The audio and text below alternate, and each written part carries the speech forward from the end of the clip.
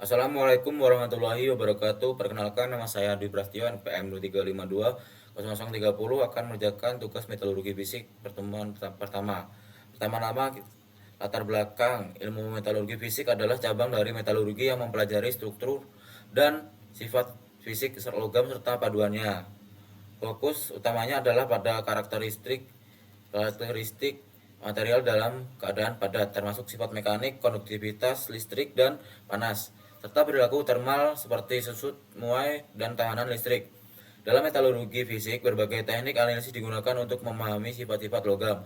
Alat yang umum digunakan meliputi mikroskop, optik, dan elektron untuk mempelajari struktur mikro, serta sinar X untuk analisis struktur kristal. Penelitian ini bertujuan untuk meningkatkan kualitas dan performa material logam melalui proses seperti pemadatan, kristalan, dan perlakuan termal.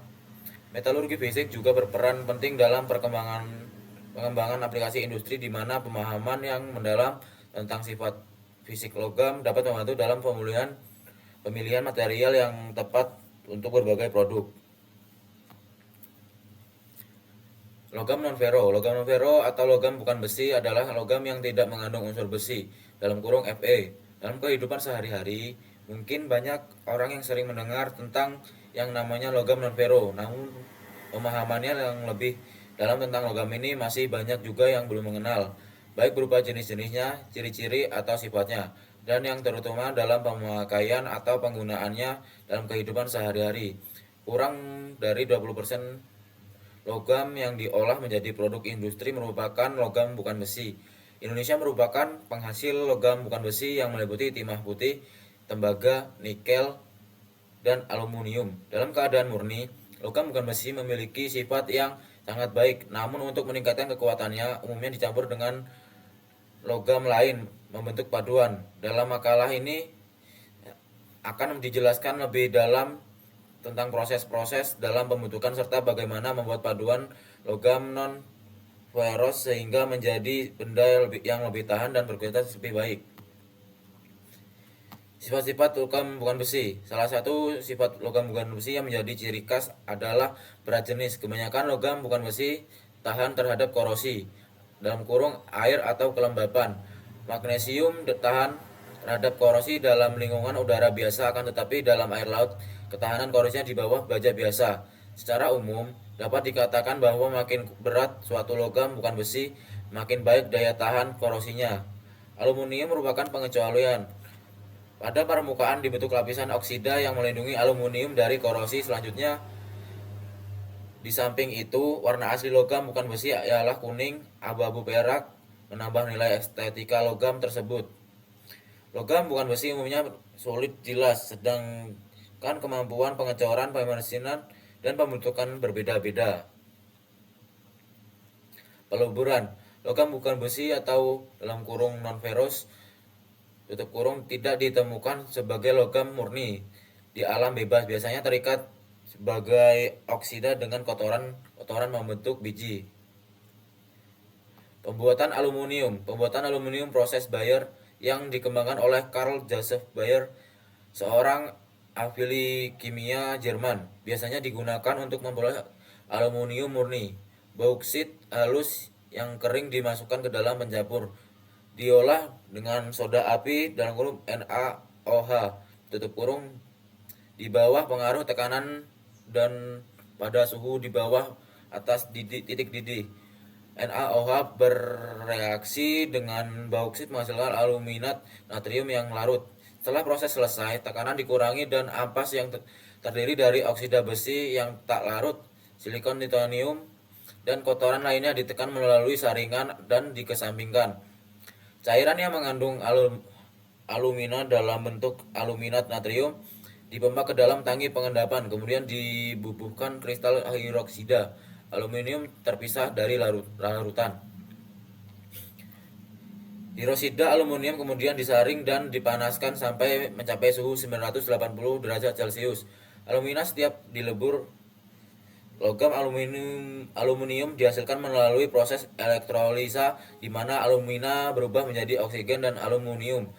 Alumina murni dilarutkan dalam eriolit cair dalam kurung natrium aluminium fluorida tutup kurung. Dalam dapur elektrolit, arus listrik dialirkan dalam campuran melalui elektroda karbon. Pada saat tertentu, aluminium disadap dari sel dan logam cair tersebut dipindahkan ke dapur penampang yang untuk dimurnikan atau untuk keperluan paduan. Setelah itu tuang ke dalam ingat untuk diolah lebih. Pembuatan magnesium. Magnesium berasal dari laut. Air laut mengandung 100.300 per juta bagian magnesium yang direaksikan dengan kapur. Kapur dihasilkan dengan membakar kulit kerang pada 1320 derajat Celcius. Kapur dan air laut akan menghasilkan endapan Mg dalam kurung OH2.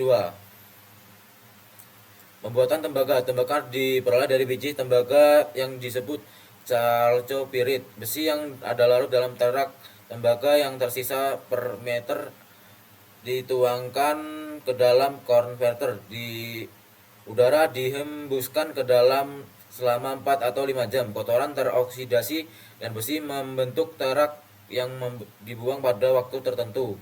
Bila udara dihentikan, oksida kupro bereaksi dengan sulfida kupro maka akan membentuk besi blister dan dioksida belerang. Tembaga blister ini dilebur dan dicor menjadi slab, kemudian diolah secara elektrolit menjadi tembaga murni.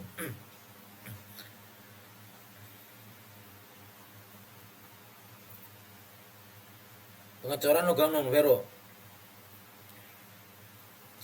Pengecoran logam non-ferro atau logam bukan besi. Pengecoran logam bukan besi meliputi tembaga, aluminium, seng, tin, dan timah. Paduan umumnya mengandung pula antimon, fosfor, dan mangan, nikel, dan silikon dalam jumlah kecil. Cara pengecoran sedikit berbeda dengan pengecoran besi. Kuningan merupakan paduan antara tembaga dan seng, dengan kadar seng bervariasi antara 10-40%. Bila kadar seng lebih dari 40%, terjadi penurunan kekuatan sewaktu dilebur. Seng mudah menguap. Penambahan unsur timah sebesar 0,5-5% dapat meningkatkan kemampuan permesinan. Pembuatan magnesium. Magnesium berasal dari air laut, mengandung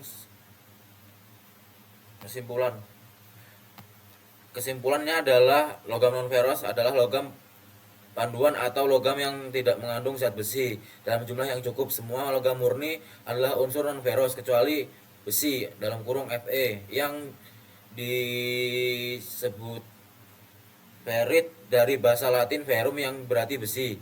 Logam non-ferrous bisa didaur ulang berkali-kali tanpa menurunkan kualitasnya. Dari daur ulang logam non-ferrous memiliki manfaat ekonomi dan lingkungan seperti menghemat bahan baku dan melindungi lingkungan dari polusi. Proses daur ulang logam non-ferrous meliputi peleburan ulang dan pengecoran ulang.